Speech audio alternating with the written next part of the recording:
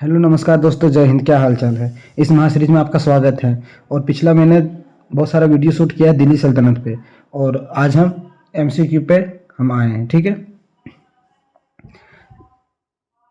दिल्ली सल्तनत में जितना भी शासक रहा, जितना भी वंश है, गुलाम वंश, खिलजी वंश, तुगलक वंश, सैयद वंश, लोधी वंश, सबका मैंने थ्योरी डिटेल बाय डिटेल हमने कर दिया है। आज हम इस वीडियो में उससे रिलेटेड जितना एमसीक्यू है, प्रीवियस ईयर और इम्पोर्टेंट एमसीक्यू, उसको हम एक एक करके देखेंगे। ठीक है, चलिए। पहला क्वेश्चन है कि मोहम्मद गोरी की मृत्यु कब हुई थी। तो मोहम्मद गोरी की मृत्यु कब हुई थी, तो इसका आंसर ऑप्शन नंबर सी होगा। ऑप्शन नंबर सी, 1206 में। Option number C. चलिए दूसरा, तुर्कों को मामलुक या तो गुलाम की संज्ञा किसने दी थी। तुर्कों को, अगर आप थोड़ा सा पिछला थ्योरी देखे होंगे तो वहां पे Habibullah, option number B. Option number B. ठीक है, चलिए क्वेश्चन नंबर 3 पे चलते हैं। दिल्ली सल्तनत की स्थापना हुई थी, तो दिल्ली सल्तनत की स्थापना कब हुई थी, तो 1206 में। 1206 में, क्योंकि मोहम्मद गोरी मरा और अपना गुलाम कुतुबुद्दीन ऐबक को छोड़ के चला गया। तो 1206 में मरा और कुतुबुद्दीन ऐबक उसका मोर्चा को संभाला, मतलब दिल्ली सल्तनत का राजगद्दी दे दिया गया। क्वेश्चन नंबर 4, भारत पर तुर्क अफगान शासकों ने लगभग कितने वर्ष तक शासन किया। तुर्क अफगान कहने का मतलब है कि दिल्ली सल्तनत काल में 3 तुर्क और 2 अफगान वंश ने शासन किया, मतलब 5 वंश ने। तो 1206 से लगभग चला। ठीक है, स्टार्ट हुआ 1206 से स्टार्ट हुआ और 1526 तक चला, क्योंकि 1526 से फिर मुगल शासक आ जाता है। तो 1526 में 1206 घटाएंगे तो लगभग 300 वर्ष तक का शासनकाल इसने चला। ठीक है, आगे चलते हैं।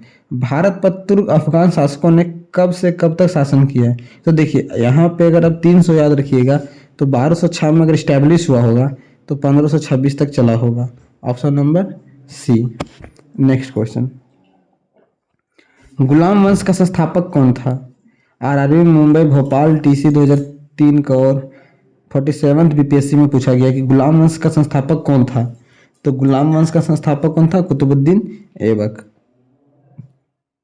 आगे चलते हैं। कुतुबुद्दीन की प्रारंभिक राजधानी कहाँ थी। कुतुबुद्दीन ने अपना प्रारंभिक जो फर्स्ट में राजधानी बनाया वो कहाँ बनाया था, तो लाहौर। लाहौर अभी कहाँ है, पाकिस्तान में। दिल्ली सल्तनत का प्रथम वैधानिक सुल्तान कौन था। वैधानिक सुल्तान कौन था, तो इल्तुतमिश। दिल्ली सल्तनत का प्रथम वैधानिक सुल्तान कौन था। ठीक है, आगे चलते हैं। निम्नांकित में कौन सा विद्वान कुतुबुद्दीन ऐबक के दरबार में नहीं था। तो देखिए 9 का क्या होगा, जियाउद्दीन बरनी।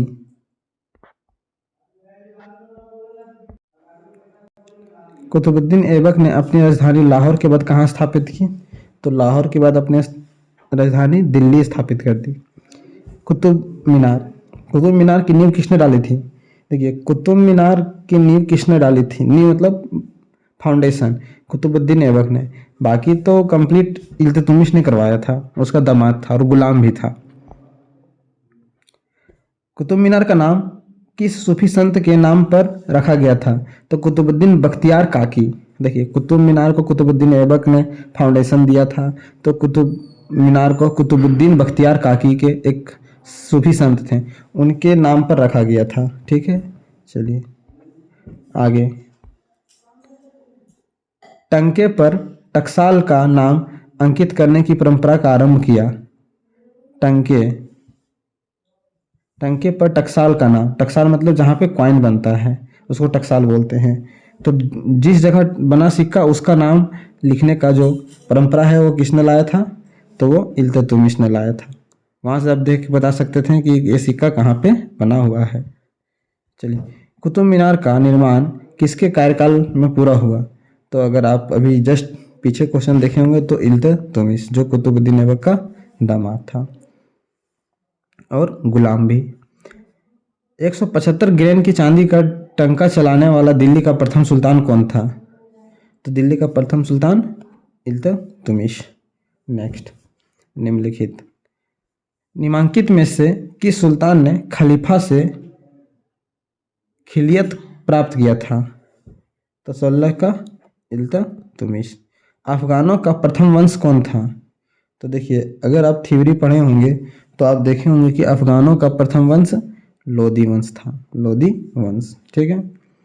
इतिहासकार मिनहाज के अनुसार दिल्ली का आदर्श सुल्तान था, आदर्श सुल्तान नसरुद्दीन महमूद। किस सल्तनत के शासक ने सीमा विस्तार की नीति नहीं अपनाई?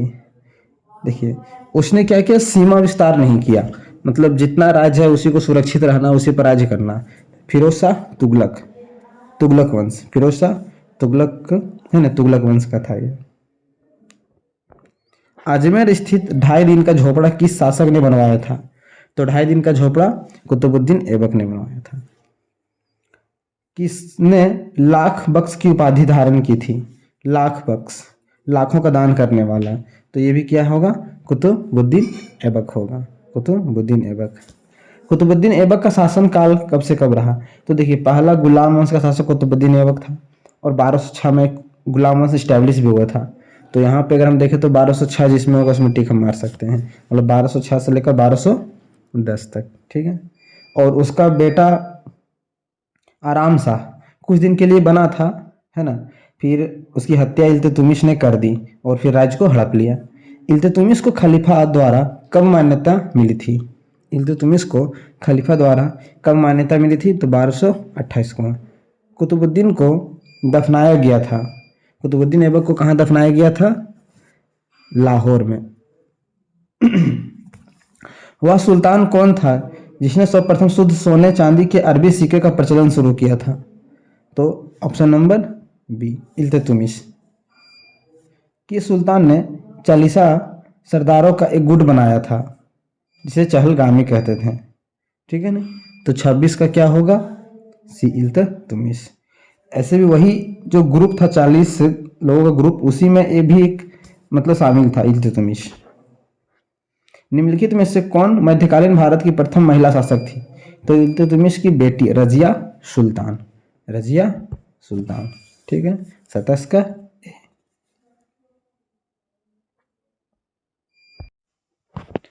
नेक्स्ट क्वेश्चन है, एकता प्रणाली का प्रचलन किस सुल्तान ने शुरू किया था? तो क्वेश्चन नंबर 28 का ऑप्शन नंबर क्या होगा? सी, इल्तुतमिश, इल्तुतमिश। आगे चलते हैं। ठीक है। दिल्ली के सुल्तान का पद संभालने से पहले बलबन किस सुल्तान का प्रधानमंत्री था? दिल्ली के सुल्तान का पद संभालने से पहले बलबन किस सुल्तान का प्रधानमंत्री था? तो 29 का क्या होगा ऑप्शन नंबर आपका? सी, बहराम शाह।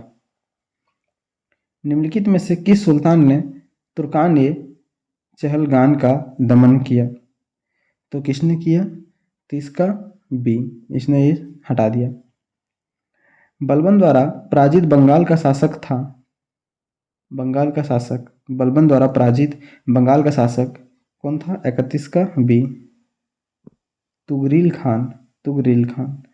सुल्तान नसीरुद्दीन मोहम्मद की सेवा में रहने वाला अमीर जिसने बलबन की साजिशों से सर्वोच्च पद खो दिया कौन था? तो 32 का होगा बी, इमादुद्दीन रेहान। इल्तुतमिश के दरबार का प्रसिद्ध इतिहासकार कौन था? तो इल्तुतमिश के दरबार का प्रसिद्ध इतिहासकार कौन था? 33 का ऑप्शन नंबर सी, अल बरूनी, अल बरूनी। ठीक है। 34 नंबर, सल्तनत काल में भूराजस्व का सर्वोच्चम ग्रामीण अधिकारी था? तो 34 का अगर आप देखे होंगे थ्योरी में तो ऑप्शन नंबर सी, चौधरी, है ना। रजिया सुल्तान पुत्री थी, रजिया सुल्तान किसकी पुत्री थी?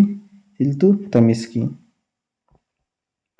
राजस्व के मामले में पूर्ण रुचि लेने वाला सुल्तान था?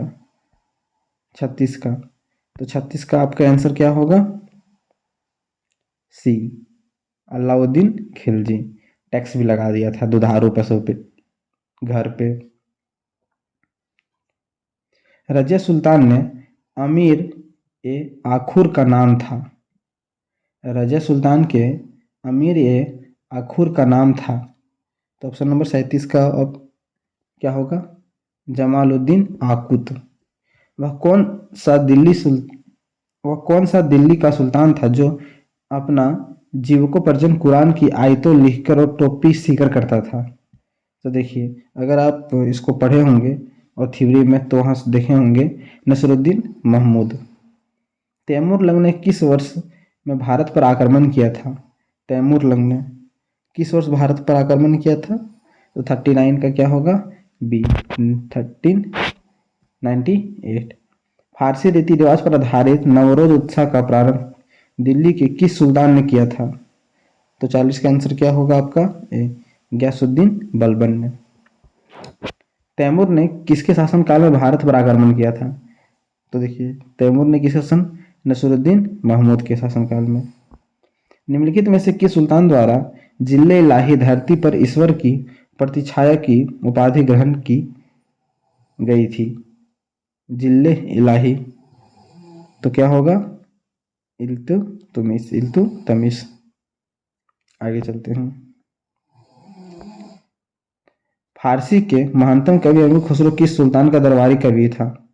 तो किसका था? 43 का आपका option number B, Ghiyasuddin Balban. ठीक है, अब हम 2 क्वेश्चन देखेंगे और बाकी नेक्स्ट क्वेश्चंस में हम नेक्स्ट सीरीज में देखेंगे। दिल्ली के सुल्तान बलबन का पूरा नाम क्या था? तो 44 का सी, गयासुद्दीन। सिजदा पैबोस नामक प्रथा का प्रचलन दिल्ली के किस सुल्तान ने प्रारंभ किया था? तो 45 का क्या होगा आपका? Option number B, Ghiyasuddin Balban ने। ठीक है, चलिए तब तक के लिए जय हिंद, जय भारत।